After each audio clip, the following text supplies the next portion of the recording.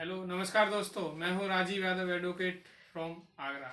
आज हम BNSS 2023 के सेक्शन 21T के बारे में पढ़ेंगे, जो कि पुलिस रिपोर्ट के बारे में बताता है। आइए देखते हैं ये सेक्शन क्या कहता है। 21T यानी पुलिस रिपोर्ट। आप जैसे याद करने की ट्रिक क्या है, जैसे T है तो रिपोर्ट का T, इससे आप पुलिस रिपोर्ट ध्यान में रखेंगे कि 21T में ये पुलिस रिपोर्ट है। आइए देखते हैं पुलिस रिपोर्ट क्या होती है। पुलिस रिपोर्ट कोई भी पुलिस ऑफिसर जब इन्वेस्टिगेशन स्टार्ट करता है तो उसे कंप्लीट करने के बाद उसे मजिस्ट्रेट को भेजना होता है, यानी forwarded to magistrate by police officer. Police officer जो इंचार्ज होगा वो भेजता है।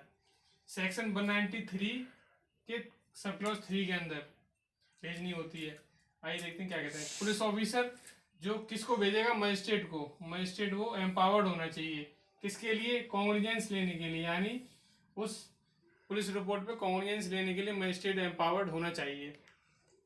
और उस जो इन्वेस्टिगेशन का कंप्लीट होने का पीरियड दे रखा है दोस्तों, वो है 90 डेज। 90 डेज में इन्वेस्टिगेशन कंप्लीट होने के बाद उसकी इन्फॉर्मेशन आपको इन्फॉर्मेंट को और जो विक्टिम है उसको देनी ही पड़ेगी। ये बाउंडेशन है। अब इसके बाद हम पुलिस रिपोर्ट में क्या क्या कंटेंट होते हैं उसके बारे में बताएंगे।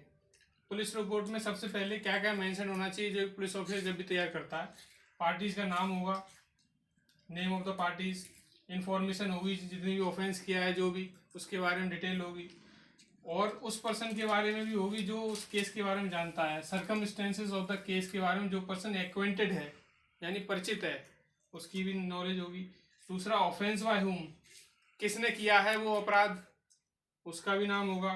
क्या एक्यूज पर्सन को अरेस्ट किया गया है या नहीं किया गया, ये भी इस रिपोर्ट के अंदर इंक्लूड किया जाता है। और भी चीज़ें हैं, क्या उस एक्यूज को बॉन्ड पे या बेल बॉन्ड पे छोड़ा गया है, ये भी डिटेल होगी पुलिस रिपोर्ट के अंदर।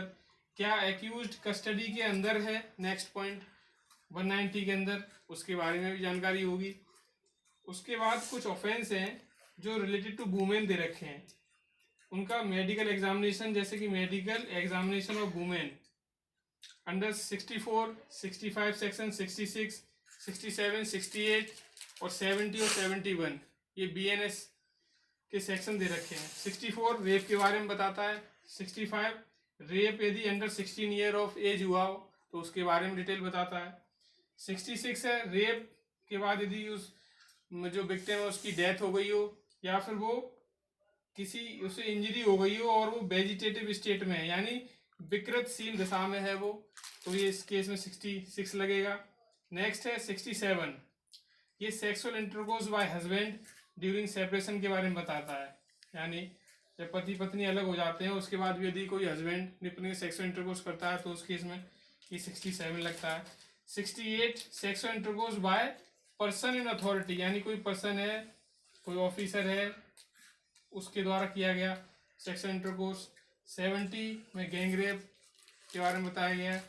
और 71 में रिपीट ऑफेंस, यानी कोई भी पर्सन ये यदि दोहराता है तो उसके बारे में बताया गया। तो ये सारी चीज़ें पुलिस रिपोर्ट में एक ऑफिसर इंचार्ज को अपने लिखना बहुत ही मस्ट है, कंपलसरी है।